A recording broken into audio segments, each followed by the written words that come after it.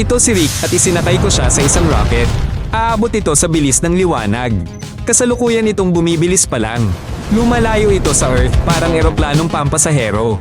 Humigit kumulang 1,000 kilometro bawat oras.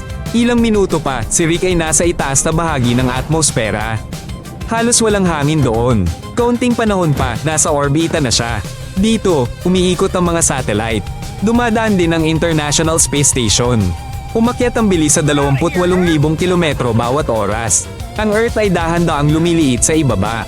Mabilis pa rin ang koneksyon sa base. Nakakausap namin siya parang sa telepono. Wala pang 4 na oras mula nang ilunsad. Lumilipad na si Rick palampas sa buwan. Ngayon, umaabot na sa 100,000 kilometro kada oras ang bilis niya. Ang ilaw mula sa daigdig ay may 1.5 segundong pagkaantala sa pagdating. Ang komunikasyon ay naantala rin. Naririnig ang sagot niya pagkalipas ng 3 segundo sa tanong. Mabilis na naglaho ang buwan sa likuran. Ilang 10 milyong kilometro ang layo ng Venus. Sa kasalukuyang bilis, aabutin ito ng halos 4 na araw. Ngunit patuloy ang pagbilis. Pagkalipas ng ilang araw, lumagpas si Rick sa Venus. Umakyat ang bilis sa 300,000 kilometro kada oras. Nilalakbay na niya ang pagitan ng mga planeta sa loob lang ng ilang araw. Ang signal mula sa daigdig ay umaabot sa kanya sa loob ng 2.5 minuto. Ganoon din katagal ang pabalik na signal. Sa bintana ay mabilis na dumaan ang Mercury. Halos hindi ito makita laban sa sikat ng araw. Habang papalapit sa araw, nag-umpisang uminit ang barko ni Rick. Ang automatikong sistema ay nagwawasto ng kurso. Inikutan namin ang araw upang lumipad patungo sa panlabas ng mga planeta. Mula sa araw, lumilipad na si Rick ng 1,000,000 kilometro kada oras. Pagkalipas ng 12 oras, narating niya ang Jupiter. Ang pinakamabilis na sasakyan na inilunsad ng tao sa planetang ito ay umabot doon ng mahigit 1 taon. Nalalampasan ni Rick ang distansyang ito sa loob ng kalahating araw. Si Jupiter ay sumisilip sa bintana at agad nawawala. Ang kapaligiran at mga buwan nito ay nagiging malabong bahaghari.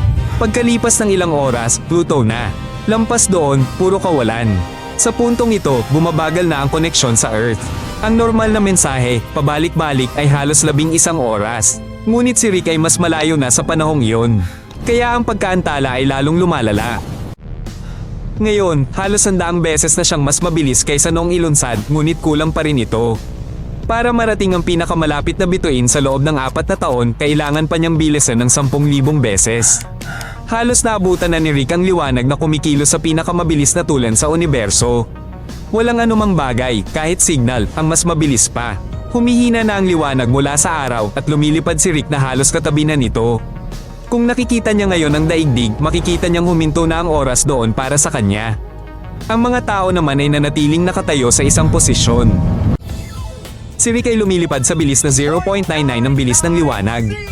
Ito ay halos ang hangganan. Hindi na siya makakagalaw ng mas mabilis. Sa bilis na ito, aabutin niya ang Proxima Centauri, ang pinakamalapit na bituin ng higit 4 na taon base sa oras ng daigdig. Ngunit sa kanyang barko, iba ang lahat. Para sa kanya, 6 na buwan pa lang ang lumipas. Ang espasyo ay lumiit at ang oras ay bumagal. Hindi ito pantasya. Ito ang normal na takbo ng pisika sa ganoong bilis. Kung lilinggan siya, makikita pa rin niya ang araw at daigdig. Ngunit ang mga ito ay magiging tulad ng 4 na taon na ang nakalipas. Gumagalaw siya kasama ng liwanag na umalis sa solar system noon. Ang lahat ng nakikita niya ay nakaraan. Patungo siya ngayon sa gitna ng kalawakan. Buong panahong iyon, tulog siya sa isang kapsula na nagpapanatili sa kanyang katawan. Ngayon, gising na siya. Ang liwanag mula sa lupa ay bahagyang nauuna pa rin sa kanya. Ang sistemang solar ay tila kapareho nung siya'y umalis. Kung titingnan ng lupa, parang pinabagal ito ng 100 beses. Subalit, ilusyon lang ito. Sa totoo lang, mas maraming oras ang lumipas doon kaysa kay Rick. Ilang siglo pa lang ang kanyang naranasan, ngunit libu-libong taon na sa lupa. Mula sa bintana, napagtanto ni Rick na patay na ang lahat ng kanyang kilala. Hindi rin niya sigurado kung umiiral pa ang mismong lupa. Dito, sa gitna ng kalawakan, may black hole. 4 na milyong beses itong mas mabigat kaysa araw. Lahat sa ating kalawakan ay umiikot dito. Pati tayo, napakalakas ng grabidad nito. Kahit liwanag ay hindi makakatakas. Kaya ito itim. Ang espasyo sa paligid ay nababaluktot. Sa bintana ng sasakyan, lahat ay lumulutang na parang tubig. Ang katawan ni Rick ay bumibigat. Mas mabigat na ito kaysa dati. Konti pa at tatawid na siya sa event horizon. Ito ang hangganan. Walang makakabalik dito. Walang liwanag, signal o tao. Kaya ididirekta natin siya sa ibang direksyon. Habang hindi pa huli. Si Rick ay umaalis sa ating galaksi. Daan-daang bilyong bituin ang may iwan kasama ang araw. Ang pinakamalapit na galaksi, ang Andromeda, ay humigit kumulang 2.5 milyong light year ang layo. Kung lalakbayin ito sa bilis ng liwanag, 2.5 milyong taon ng oras sa Earth ang lilipas. Mahirap intindihin ang mga numerong ito, ngunit sa laki ng universo, ito'y parang kapitbahay na syudad. May bilyon-bilyong galaksi sa buong universo, at bawat isa ay may bilyon-bilyong bituin tulad ng araw. Hindi kailanman maaabot ni Rick ang bilis ng liwanag. Wala ring mas na makakagawa nito. Ito ang dahilan kung bakit liwanag ang hangganan. Hindi ito kayang abutin. Kakailanganin ng walang hanggang enerhiya para maabot ito. Kumikilos ng ganoon kabilis ang liwanag dahil wala itong masa. Tayo ay mayroon. Kung maabot ni Rick ang bilis ng liwanag, titigil ang oras para sa kanya. Sisikip ang espasyo sa isang tuldok. Mawawala ang direksyon. Hindi na mag-e-exist ang kanyang katawan.